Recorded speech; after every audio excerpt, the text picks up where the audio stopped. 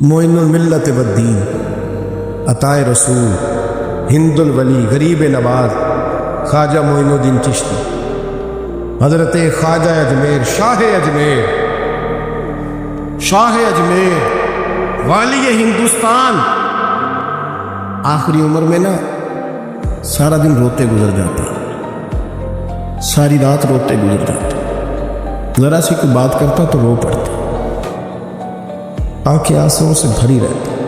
اور کئی دفعہ اپنے بھی پریشان ہو جاتے ہیں نا کہ یار تو ایک بات کی جان نہیں چھوڑ رہا۔ تو خواجہ قطب الدین صاحب بختیار کاکی سے لوگوں نے شد سے بات کری، اتنا بھی تو نہیں نہ رونا چاہیے،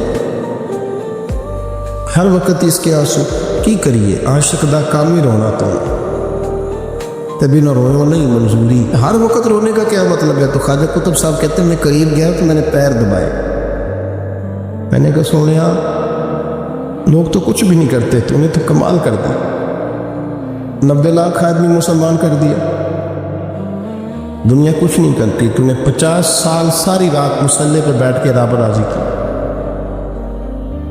تو شہزادہ تھا، حضور کی اولاد تھا، لیکن معین الدین تیرا ایک پلاٹ بھی نہیں، تو نے طالب علم پالے، انہیں غریبوں کو دیا، انہیں نوازا، کوئی شے نہیں تیرے پاس، ہر چیز تو نے، ساری رات روتے ہو، سارا دن روتے ہو۔ خواجہ قطب الدین صاحب کہتے ہیں میں نے جب عرض کیا تو خواجہ صاحب مجھے گلے لگا لیا، چیخ مار کے روئے، کہنے لگے قطب الدین پتر داڑھی سفید ہو گئی، جانے کا وقت آ گیا، جو تو نے نیکیاں گنوائی ہیں وہ ہیں صحیح میرے پاس ہو، پر یار کی بارگاہ میں پیش کرنے کے قابل ایک بھی نہیں، ایک بھی نہیں، تو بارگاہ تو دیکھ کتنی بڑی ہے، رسول کریم کی بارگاہ میں پیش کرنے کے قابل ان میں سے ایک بھی نہیں، تو آستانہ دیکھ کتنا بڑا ہے، کیا پیش کروں گا، کیا عرض کروں گا حضور کی بارگاہ میں، کس طرح؟ وہ یار جو بڑے تھے وہ تو ڈرے ہوئے تھے، سہمے ہوئے تھے، وہ تو بڑی بڑی آزمائش میں تھے، لیکن میرا اور آپ کا رٹا 2 نمازیں پڑھ کے 6 نمازوں کا دعویٰ کرنا اور لمبی چوڑی کہانیاں بنانا اور اپنے منہ سے اپنی تعریفیں کرنا، اس سے تھوڑا باہر آئے۔ رزق بھی میرا اللہ ہی دیتا ہے، علم بھی اللہ دیتا ہے، رزق بھی۔ حضرت سیدنا امام اعظم ابو حنیفہ رحمۃ اللہ تعالیٰ علیہ کے ساتھ ایک شخص کہتا ہے میں نے نماز پڑھی، تو عشاء کی نماز تھی، یہ جو لوگ بڑے ہوتے ہیں نا، جن کے پیار کرنے والے بڑے ہوتے ہیں، ان کے گرد خوف بھی بڑا ہی ہوتا ہے، انہیں بڑا ڈر لگتا ہے، بڑی بعض اوقات آزمائش ہوتی ہے۔ عشاء کی نماز کہتے پڑھی تو امام صاحب نے نا عشاء کی نماز میں تلاوت کی آیتیں فَمَن يَعْمَلْ مِثْقَالَ ذَرَّةٍ خَيْرًا يَرَهُ وَمَن يَعْمَلْ مِثْقَالَ ذَرَّةٍ شَرًّا يَرَهُ، فرمایا جو ذرہ برابر خیر کرے گا وہ بھی قیامت میں دیکھے گا، اور جو ذرہ برابر شر کرے گا وہ بھی قیامت میں اس شر کو دیکھے گا، اس کے سامنے آئے گا۔ تو وہ شخص کہتا ہے کہ سارے لوگ نماز پڑھ کے چلے گئے تو امام صاحب رحمۃ اللہ علیہ نے اپنی داڑھی پکڑی، رو رہے، کہتے ہیں وہ ذرہ برابر نیکی کا بدلہ دینے والے، وہ ذرہ برابر شر پہ سزا دینے والے میری سفید داڑھی کو دیکھ، مالک میرے ذرے ذرے سامنے نہ لانا، لوگ تو میری بڑی قدر کرتے ہیں دنیا میں تو بڑا پہچانا جاتا، لوگ تو میری راہوں میں پھول لیے کھڑے ہوتے ہیں، مجھے بڑا نوازتے ہیں، قیامت میں رسوا نہ کر دینا، میرے لیے مشکل ہو جائے گی۔ وہ کہتے ہیں میں نے امام صاحب کا درد دیکھا، مجھے کوئی کام تھا تو میں چلا گیا، میں نے کہا کہ وہ اس وقت اللہ کی حضور حاضر ہیں تو میں دوبارہ آؤں گا۔ کہتے ہیں میں تہجد کا وقت آیا تو امام صاحب وہیں بیٹھے تھے اور ان کی داڑھی آنسوؤں سے بھری ہوئی تھی اور زور سے داڑھی پکڑی ہوئی، کہنے لگے مالک رسوا نہ کر دے، قیامت میں رسوا نہ کر دے۔ یار جو ہدایت یافتہ لوگ تھے وہ تو ڈرے ہوئے تھے، وہ تو سہمے ہوئے تھے، وہ تو کہتے تھے یہ اس کا فضل نہیں اس نے بلا لیا، یہ اس کا کرم نہیں۔ حضرت باعزید بستامی کسی کافر کو دیکھتے تو رو پڑتے، کہتے مالک تو کتنا قریب ہے، یہ بے ایمان رہ گیا، تو نے اپنے فضل سے مجھے اپنے نبی کا غلام بنا دیا، وہ رو پڑ۔ یہاں تو لوگوں کا دعویٰ ہی بڑا ہے، نمازی اللہ خیر فرمائے وہ تو دوسروں کو گھورتا ہے، وہ کہتا ہے جنت کا میں مالک کی کنجیاں میرے پاس ہیں، میں کسی اور کو گھسنے نہیں دوں گا، اور اگر 2-3 حج کر لے تو پھر تو وہ کہتا ہے کہ اب میرے سے پوچھ کے لوگ جنت میں جائیں گے وہاں سے، اور اگر وہ 2 4 5 7 دفعہ کو نفل پڑھ لے تو پھر وہ کہتا چھوڑیں جی سارے لوگ بے عمل ہیں، میں اکیلا نہیں، نہ ایسا کریں۔ اپنی توجہ اپنے رب پر۔ جب یہ نظریہ بن گیا، جب یہ ذہن بن گیا کہ پیدا اللہ نے کیا ہے، دینا اللہ نے ہے، عطا کرنے والا اللہ ہے، نوازنے والا اللہ، تو پھر ساری توجہ دنیا داروں کی طرف رکھنا، میں اللہ والوں کی طرف توجہ رکھنے کا قائل ہوں، لیکن وہ بھی کوئی آستانہ ہے کہ جہاں حق مرشد کا نعرہ تو بڑا لگے پر رب کا نام ہی نہ سننے کو ملے۔ یہ بھی کوئی بات ہوئی کہ جہاں یہ تو نعرہ زور سے لگے کہ جیوے جیوے مرشد جیوے، لیکن استغفار کا درس ہی نہ ملے، جہاں ہر وقت یہ بتایا جائے کہ یہاں آ گئے تو بچ گئے، کیسے بچیں گے؟ میرے رسول پاک علیہ السلام کا دروازہ سب سے بڑا دروازہ ہے، لیکن میرے دوستو یاد رکھنا، نبی پاک علیہ السلام نے بھی لوگوں کو جب رستہ دکھایا ہے تو رب کریم کا رستہ دکھایا ہے۔ میرے رسول کریم سید عالم صلی اللہ تعالیٰ علیہ وسلم نے لوگوں کی اللہ کی جانب توجہ کی۔ یہ بات کو اچھے طریقے سے سمجھیے گا، علم اللہ تبارک و تعالیٰ عطا کرتا ہے تو اسے اللہ کی عطا ہی سمجھنا چاہیے۔ کچھ لوگوں کے پاس علم ہوتا ہے پر علم نافع نہیں ہوتا، وہ ٹانگ ٹوئیاں مارتے رہتے ہیں ساری زندگی۔ علم کو اللہ کی عطا سمجھیں، اپنی عقل پر اپنے شعور پر زیادہ بھروسہ نہ سمجھیں، نظر اللہ پہ رکھیں۔ حضرت مولا علی شیر خدا کرم اللہ تعالیٰ وجہ الکریم سے کسی نے پوچھا تھا بڑا عالم کون ہوتا ہے؟ ہمارے ہاں تو اب وہ والے عالم پائے جاتے ہیں نا، اللہ ماشاءاللہ، جو ممبر پہ بیٹھتے ہیں تو دعوے اس طرح کے عالم ہمارے یہاں پائے جاتے ہیں، وہ ہر بات میں دعویٰ کرتے ہیں۔ یہ مزاج علماء کا نہیں۔ حضرت علی المرتضیٰ سے کسی نے پوچھا بڑا عالم کون ہوتا ہے؟ فرمایا بڑا عالم وہ ہوتا ہے کہ جسے مسئلے کا پتہ نہ ہو تو وہ کہہ دے مجھے نہیں پتہ، میں پتہ کر کے بتاؤں گا، غلط بات بیان نہ کرے۔ امام مالک سے کسی نے کوئی مسئلہ پوچھا تو آپ فرمانے لگے مجھے اس سوال کا جواب نہیں آتا۔ وہ کہنے لگا آپ اتنے بڑے امام ہیں تو اس سوال کا جواب نہیں آتا؟ فرمانے لگے اگر مجھے ہر سوال کا جواب آتا پھر تو میں خدا ہوتا، مجھے تو اتنا آتا ہے جتنا میرے رب نے مجھے عطا کر دیا۔ اپنی نظر اللہ پہ رکھیں، نکل آئیں اس معمے سے باہر کہ میں کوئی بلا ہوں، مجھے بڑا پتہ ہے، میرے پاس 6 ڈگریاں ہیں، مجھے 10 جگہ پہ تدریس کا شغف حاصل، اس سے نکلیں باہر۔ قرآن مجید دیکھیے گا، اللہ تعالیٰ نے ارادہ قدرت فرمایا کہ میں حضرت آدم کو بناؤں گا، پھر بنانے کے بعد فرمایا فرشتوں سجدہ کرو آدم کو، سب نے سجدہ کیا الا ابلیس ابا واستکبر وکان من الکافرین، سوائے ابلیس کے، اس نے انکار بھی کیا، تکبر بھی کیا اور کافروں میں سے ہو گیا۔ تو یہ جب اللہ تعالیٰ نے سجدہ کرایا تو کیسے کرایا؟ اللہ تبارک و تعالیٰ نے نا حضرت آدم کو علم سکھایا خود، وعلم آدم الاسماء کلہا، خود اللہ فرما کہ میں نے جناب آدم علیہ السلام کو تمام اشیاء کے نام سکھائے۔ تو وہ چیزیں پھر میں نے نا، اللہ فرماتے میں نے فرشتوں پہ پیش کی، میں نے کہا کہ بتاؤ ان کے نام کیا ہیں۔ تو فرشتوں نے جو جواب دیا وہ سمجھنے والا ہے۔ اللہ نے چونکہ خود علم سکھایا تھا حضرت آدم کو، لیکن فرشتوں کو نہیں سکھایا تھا۔ تو اللہ کریم نے فرمایا فرشتوں اب یہ بتاؤ ان چیزوں کے نام کیا ہیں؟ تو فرشتے کیا کہتے ہیں؟ فرشتے عرض کرتے ہیں قالوا سبحانک لا علم لنا۔ آپ کبھی یقین کریں اس چیز کی لذت لیں تو مزہ آ جائے۔ کہا قالوا سبحانک، کہنے لگے تو پاک ہے۔ آدم علیہ السلام کو نام سکھا لیے، پھر فرشتوں کے سامنے وہ چیزیں پیش کر کے کہا ان چیزوں کے نام بتاؤ، تو فرشتے کیا کہتے ہیں؟ کہتے ہیں قالوا سبحانک، تو پاک ہے، لا علم لنا، ہمارے پاس کوئی علم نہیں، الا ما علمتنا، ہمیں تو اتنا پتہ جتنا تو نے ہمیں سکھا دیا۔ اور یہ کیوں تو نے ہمیں جتنا سکھایا اتنا پتہ ہے؟ فرشتے یہ نہیں کہتے یا اللہ تو زیادہ سکھا، آدم کو دیا تو ہمیں بھی دے، یہ نہیں فرمایا، فرمایا انک انت العلیم الحکیم، اے اللہ تو علم والا بھی ہے اور حکمت والا بھی ہے، تجھے پتہ ہے کس کو کتنا دینا ہے، جتنا تو نے مناسب سمجھا جناب آدم کو دیا، اور جتنا تو نے بہتر سمجھا وہ تو نے ہمیں عطا فرمایا۔ میرے عزیز، علم اگر آپ کے پاس ہے تو اس کو اللہ کی عطا سمجھیں۔ ہمارے ہاں بہت سارے لوگ بن کے بیٹھ جاتے ہیں، میں اکثر کہتا ہوں کہ پھر وہ دعوے کرتے ہیں میرے علاقے والے جاہل ہیں، میرے شہر والے جاہل ہیں، میرے خاندان والے پڑھے نہیں۔ یہ آپ کا دعویٰ ہے، یہ آپ کو خراب کر دے گا۔ ہم نے بہت سارے ایسے لوگ دیکھے جو بہت بڑے عالم تھے، لیکن اللہ جب لینے پہ آیا تو عقل ہی لے گئے، شعور ہی چلا گیا، حافظے ختم ہو گئے۔ آپ دیکھتے ہیں بڑھاپے میں کچھ لوگ ایسے ہوتے ہیں کہ جن کو یہ بھی یاد نہیں رہتا کہ میرا نام کیا ہے، میں کہاں ہوں، مجھے کدھر جانا ہے۔ اس وقت سے اللہ کی پناہ مانگیں اور اپنی نظر اپنے رب کریم کی جانب رکھیں۔ علم کے بعد ایک چیز آتی ہے جس کا نام ہے ہدایت، جس کا نام ہے تقویٰ، جس کا نام ہے پرہیزگاری، جس کا نام ہے عمل، عبادت، ریاضت۔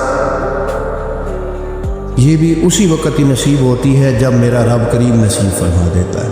ہم نے نا نیکی کا اپنا اپنا سٹیٹس بنا لیا ہے، اپنا اپنا معیار بنا لیا ہے۔ کچھ لوگ کہتے ہیں کہ جناب مسجد میں سیمٹ کا توڑا دینے سے بہتر ہے کسی غریب کو آٹے کا تھیلا دے دو۔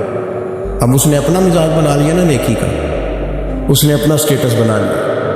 میرا یہ سوال ہے کہ نبی پاک صلی اللہ تعالیٰ علیہ وسلم جب مدینہ شریف آئے تھے تو حضور نے سب سے پہلے غریبوں میں آٹا تقسیم کیا تھا کہ سب سے پہلے مسجد بنائی تھی؟ کیا عجیب لوگوں کا رنگ ہے، اپنی مرضی کی ہدایت، اپنی مرضی کا تقویٰ، اپنی مرضی کا معیار۔ مسجد کوئی بڑا چھوٹا خطیب بھی میری طرح کا ہونا تو وہ مسجد میں بیٹھ کے جب نبی پاک کی بات کرتا ہے تو کہتا ہے میرے رسول پاک غریبوں کا سہارا بن کے آئے۔ وہ غریبوں کی بات کرتا ہے، مسکینوں کی، لاچاروں کی، کمزوروں کی بات۔ تو مسجد ہی تو وہ ادارہ ہے جہاں سے غریبوں کی بات ہو رہی۔ تو اب لوگوں نے غریب کو اور مسجد کو لڑانا شروع کر دیا۔ کس کو لڑاؤ کہ مسجد میں پیسے دینے سے بہتر ہے آپ غریب کو آٹے کا تھیلا دے دیں۔ آپ یہ کیوں نہیں کہتے کہ مسجد میں بھی آپ تھوڑا دیں ایک سیمت کا اور ساتھ غریب کو بھی خدمت کریں؟ یہ کیوں نہیں تقویٰ؟ اپنی اپنی مرضی کا مزاج، اپنی اپنی۔ کچھ لوگ کہتے ہیں چھوڑو جی، ساری زندگی انسان نماز پڑھتا رہے اور پھر گالیاں بھی دیتا رہے، بندہ داڑھی بھی رکھ لے اور جھوٹ بولنا بھی نہ چھوڑے۔ تو یہ آپ نے اپنے پاس سے تقوی کا معیار بنایا۔ گالی دینے کا گناہ ہے اور داڑھی رکھنے کا ثواب ہے۔ تو اگر آپ داڑھی رکھے ہوئے ہیں اور آپ کوئی غلطی کر رہے ہیں تو اس سے آپ کی داڑھی کا ثواب ختم ہے۔ آپ کوئی غلطی کر رہے ہیں، داڑھی کا ثواب اس سے ختم ہے، وہ اپنی جگہ پہ قائم ہے۔ چیز اپنی مرضی کا کیوں تقوی کا معیار بناتے؟ تقوی کا مزاج اپنی مرضی کا نہ بناؤ۔ اللہ کی بارگاہ سے دعا مانگو کہ یا اللہ ہمیں ہدایت کا نور عطا فرما۔ انسان نہ سینے میں دل رکھتا ہے تو دل دھڑکتا ہے، تو کسی نہ کسی چاہت میں دھڑکتا ہے۔ وہ کسی نے کہا تھا کہ درد اگرچہ جان گزل ہے، کیا کرو دل ہے۔ غم عشق کا در نہ ہوتا تو غم روزگار ہوتا۔ چلو عشق کا غم نہ صحیح، روزی روٹی کا ہی صحیح، دل میں غم ضرور رہتا ہے۔ کوئی نہ کوئی طلب انسان کی طبیعت میں، دل میں چاہت ہمیشہ موجود رہتی ہے۔ کچھ لوگ اس بات کو مانتے ہیں، کچھ نہیں مانتے۔ کچھ لوگ شہرت سے پیار کرتے ہیں، ماننے کو تیار نہیں ہوتے۔ کہہ دیا جائے نا کہ میں وہاں بھی گیا تھا، لوگ آپ کا ذکر کر رہے تھے تو ان کا دل ٹھنڈا ہو جاتا ہے۔ کچھ لوگ تعریف سے محبت کرتے ہیں، اللہ معاف کرے جب تک کوئی دو چار لوگ خوش آمد نہ کریں ان کی طبیعت ٹھیک ہی نہیں رہتی۔ کچھ لوگ اللہ ماشاءاللہ پیسوں سے پیار کرتے ہیں، پیسے نہ ہو تو بیمار سے لگتے ہیں، اور جیب بھری ہو تو صحت بھی ان کی۔ ہم مختلف چاہتوں، مختلف محبتوں میں گرفتار ہوتے ہیں۔ بعض محبتیں بڑا نقصان کرتی ہیں، انسان کے باطن کو اجاڑ دیتی ہیں، اس کی روح کو میلا کچیلا کر دیتی ہیں، اس کے روحانی مسائل میں نہایت نقصان دہ ثابت ہوتی ہیں۔ نبی پاک صلی اللہ تعالیٰ علیہ وسلم کی حدیث، اس پر نبی پاک علیہ السلام نے فرمایا دنیا کی محبت یعنی ہرس کے ساتھ ہو، لالچ کے ساتھ ہو، جائز ناجائز کی پرواہ کے بغیر ہو، دنیا کی محبت، مال دنیا کی محبت، حضور فرماتے ہیں یہ ہر برائی کی جڑ ہے۔ جب کسی شخص کو پیار ہو جائے کہ میں نے پیسے جمع کرنے ہیں، دولت اکٹھی کرنی ہے، مال ہی جمع کرنے ہیں، جب اس کا یہ ذہن بن جائے تو پھر وہ کسی چیز کی پرواہ نہیں کرتا۔ اسے حقوق ضائع ہوتے نظر آئیں تو ہوتے رہیں، یتیموں کا مال ہے کہ غریبوں کا مال ہے کہ زکوٰۃ کا مال ہے کہ خیرات کا مال ہے کہ کس چیز کا مال ہے، کسی شرعی پابندی کا لوگ خیال نہیں کرتے۔ غلبہ جو کر گئی دنیا کی محبت، یہ دنیا کی محبت جس طرح ہر بیماری کی جڑ ہے، نقصان کرتی ہے۔ ہمیں اپنے آپ سے پوچھنا چاہیے، سوال کرنا چاہیے کہ دل کیا چاہتا ہے دراصل۔ یہ سینے میں ہے، دھڑکتا ہے، تو بنیادی طور پر صبح سے شام تک اس کی طلب کیا ہے، اس کی چاہت کیا ہے، یہ ہمیں دیکھنا چاہیے نا۔ جس طرح دنیا کی محبت تباہی پیدا کرتی ہے نا، اسی طرح اگر محبت ہو جائے نا اللہ رسول سے،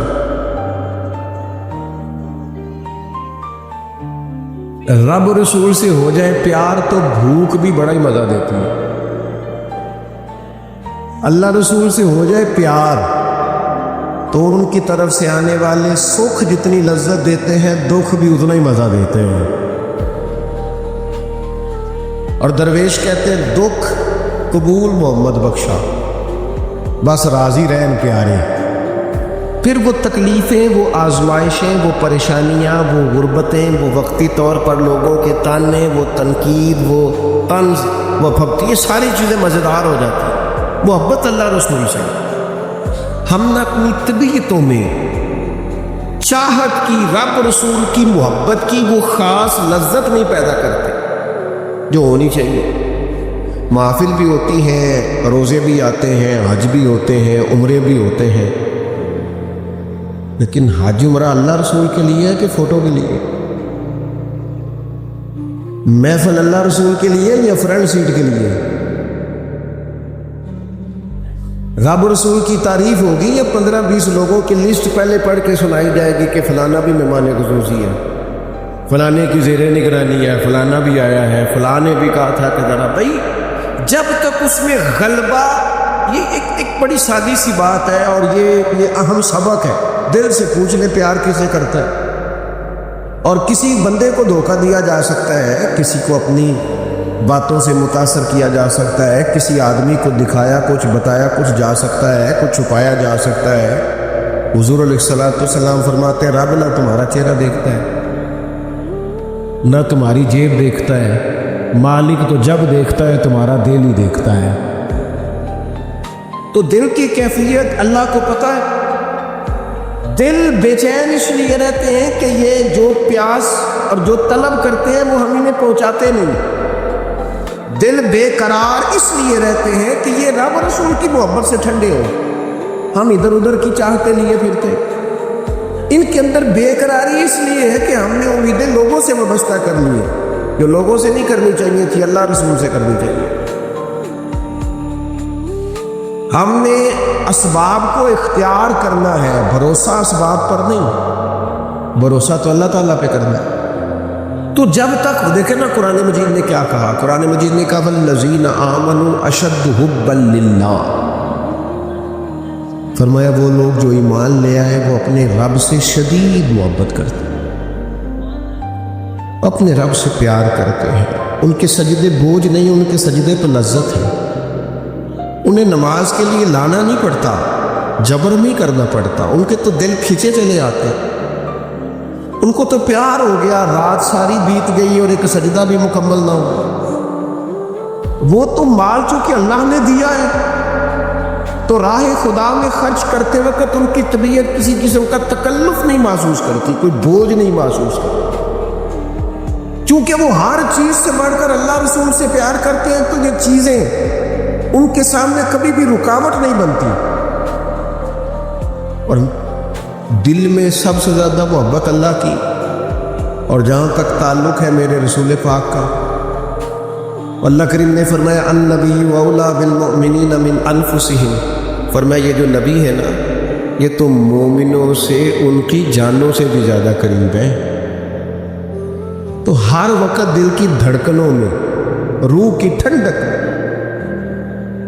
قلب میں، دل میں، روح میں، ذہن میں جو چیز ہر وقت سمائی ہے نا مومنوں کے، وہ رسول پاک کی ذات ہے۔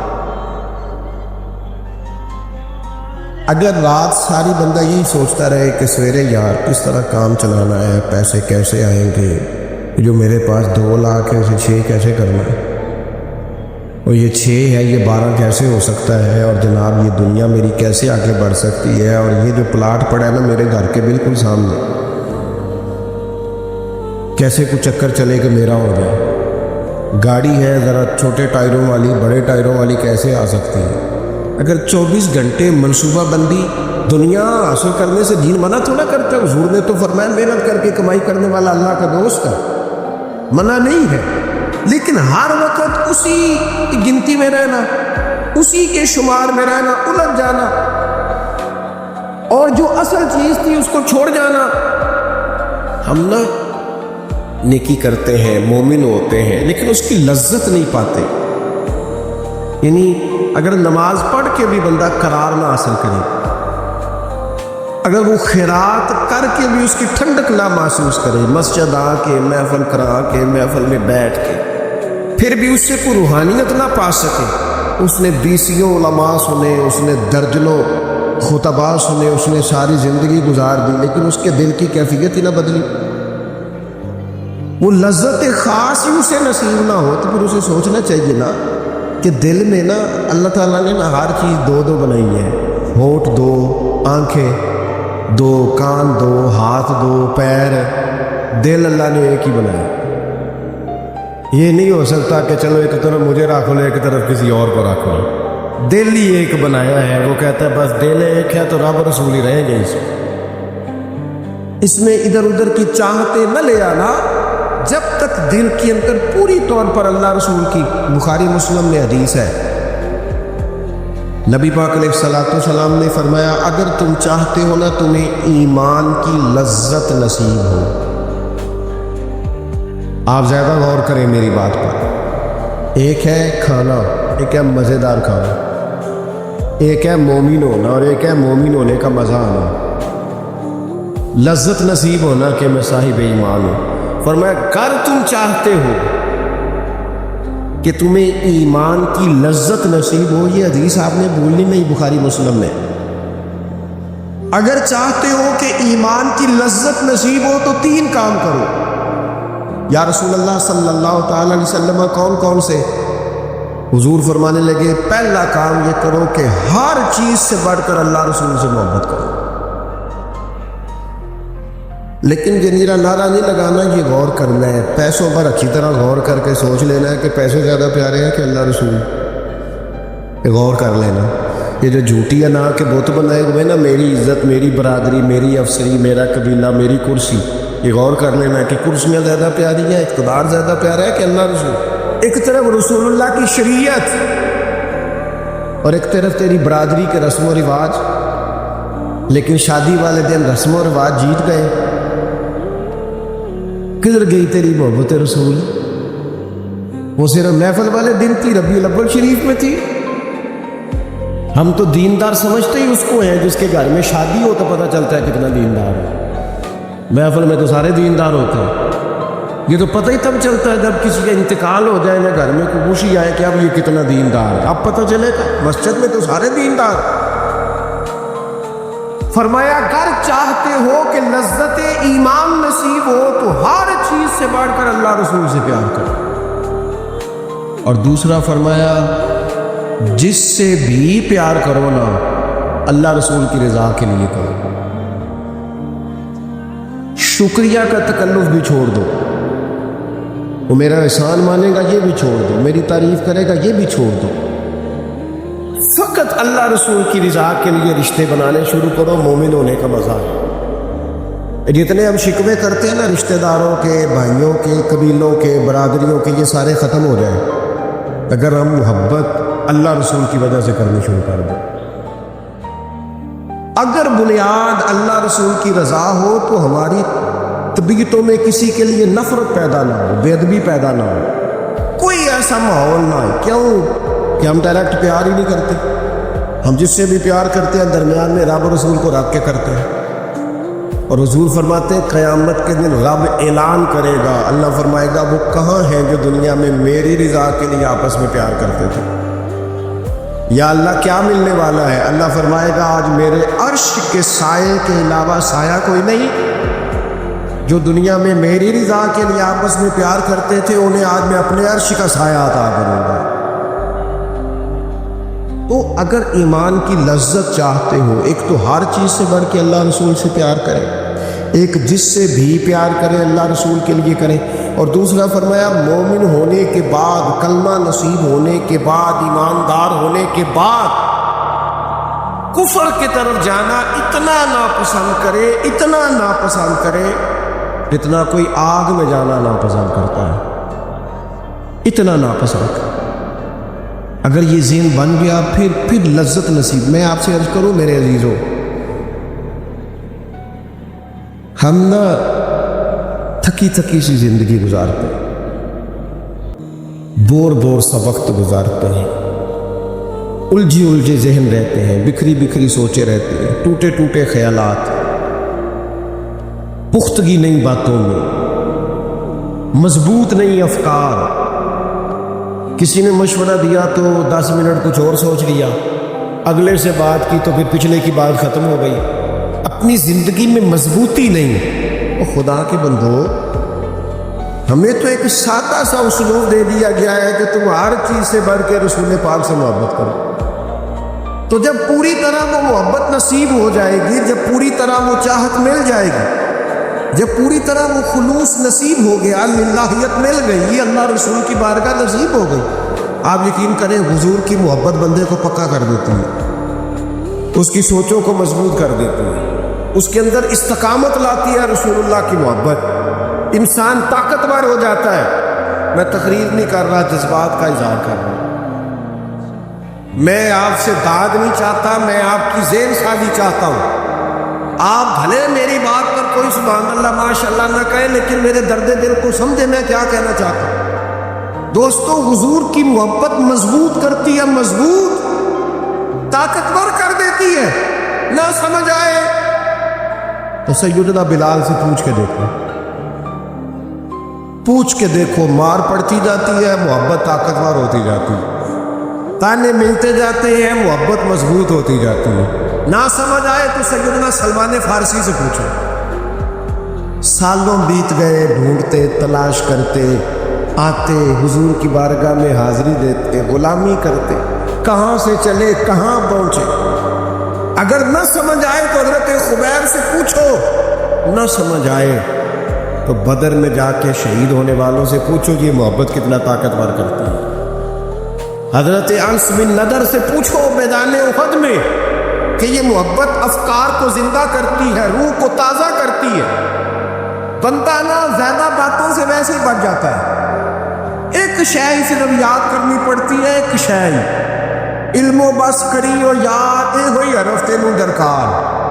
اعلیٰ حضرت فرماتے اے عشق تیرے صدقے ہم جلنے سے چھٹے سستے. جو آگ بجھا دے گی اب وہ آگ لگائیں گے، جو آگ بجھا دے گی اب وہ. اور پھر اعلیٰ حضرت فرماتے ہیں کہ یاد رکھنا جان ہے عشق مصطفیٰ، روز فضول کرے خدا. اور جس کو ہو درد کا مزہ، جس کو ہو درد کا مزہ، ایک ہوتا ہے شفا کا مزہ، ایک ہوتا ہے بیماری کا مزہ.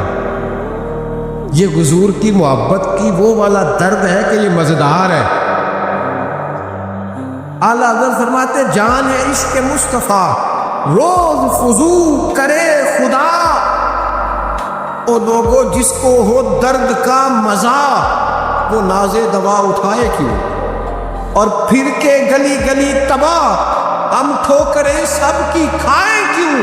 اور دل کو جو عقل دے خدا تو تیری گلی سے جائے کیوں، دل کو جو عقل دے خدا تو تیری گلی سے جائے کیوں. صحابی بیٹھے ہیں نا نبی پاک کی بارگاہ میں، اور دیر سے بیٹھے اور جم کے بیٹھے، بٹھا کے اپنے محبوب کو اپنے پہلو میں.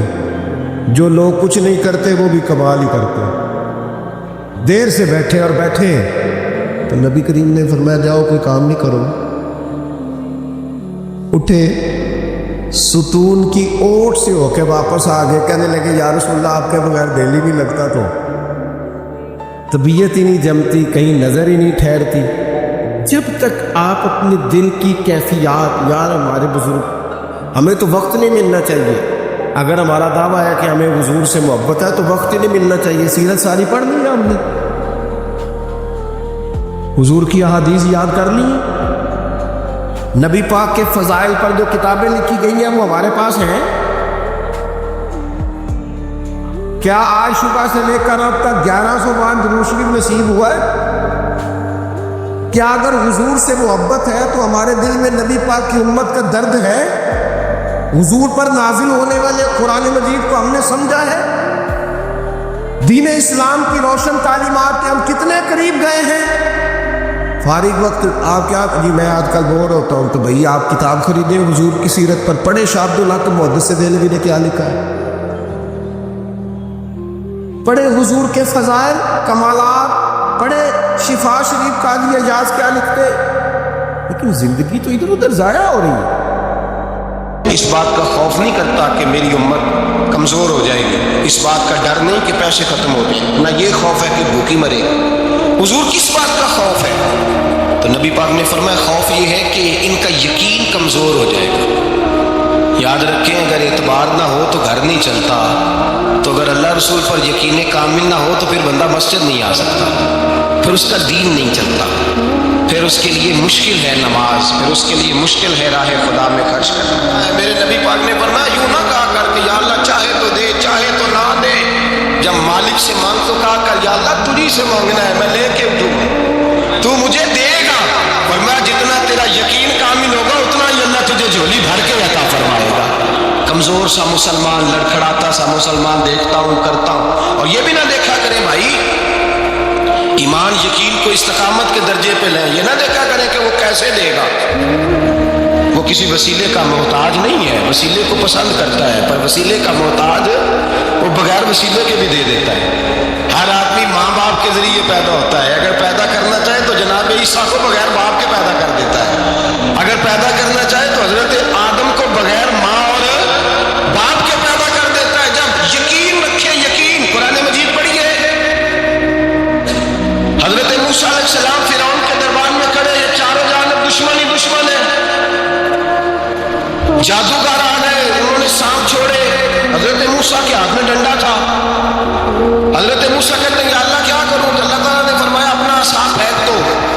کہنا چاہیے تھا نا کہ یا اللہ ایک ہی تو شے ہے، اتنے سانپ ہے، بچانے کے لیے ڈنڈا ہے وہ پھینک دوں۔ ڈنڈا پھینکا جاتا ہے، سانپ کو دیکھ کر کے قابو کیا جاتا ہے، یہ میرا اور آپ کا ذوق ہے نا، لیکن انبیاء کرام کا انداز ملاحظہ کیجئے میرے عزیزو، اللہ فرماتے ہیں ڈنڈا، اے موسیٰ ڈال دے اپنا سانپ، پہلے نہیں فرمایا کہ سانپ بن جائے گا، فرمایا بس تو ڈال دے۔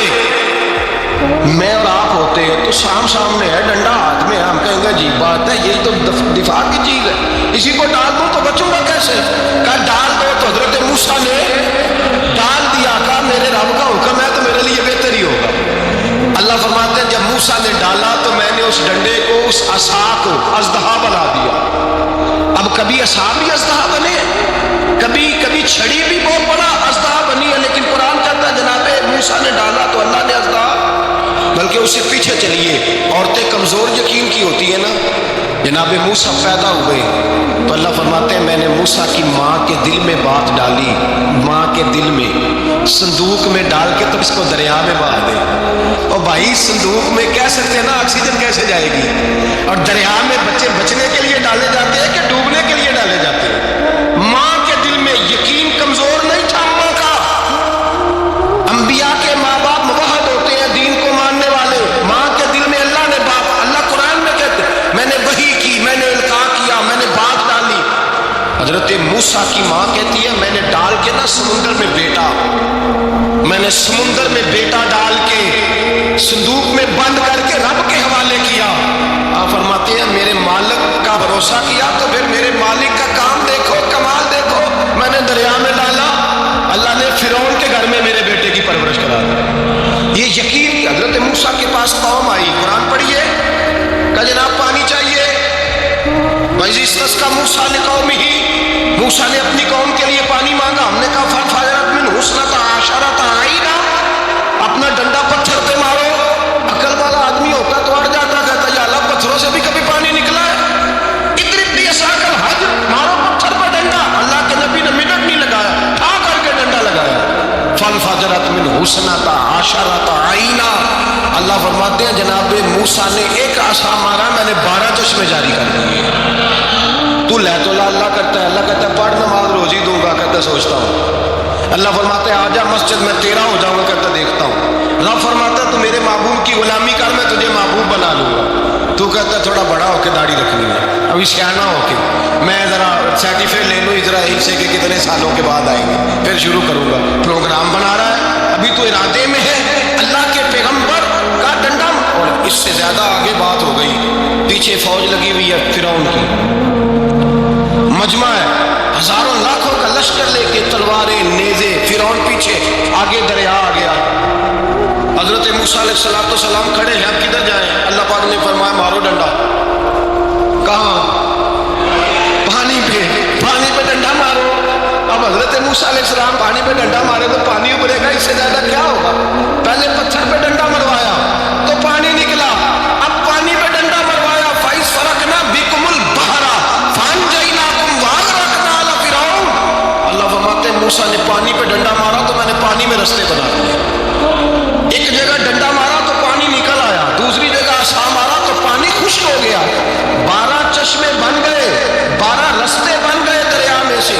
حضرت موسیٰ علیہ السلام گزر گئے، اور اللہ فرماتے ہیں فرعون بھی آیا تو اسے میں نے غرق کر دیا، اور وہ کھڑا دیکھتا ہی رہ گیا کہ بنا کیا ہے۔ جب یقین کامل نصیب ہوتا ہے، اعتماد کی دولت اللہ دیتا ہے، جب انسان کو یہ انشراح صدر ہو جاتا ہے کہ میری نجات خدا کے حکم میں ہے اور رسول اللہ